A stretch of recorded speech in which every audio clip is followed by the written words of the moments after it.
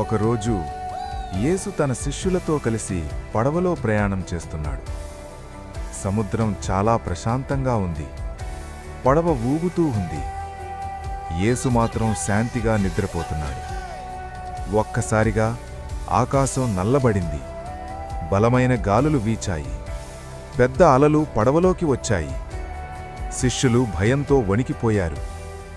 ప్రభువూ, మేము నశిస్తున్నాము అని యేసును లేపారు. యేసు లేచి తుఫాను మధ్యలో నిలబడ్డాడు. ఆయన ముఖంలో భయం లేదు, కేవలం అధికారమే ఉంది.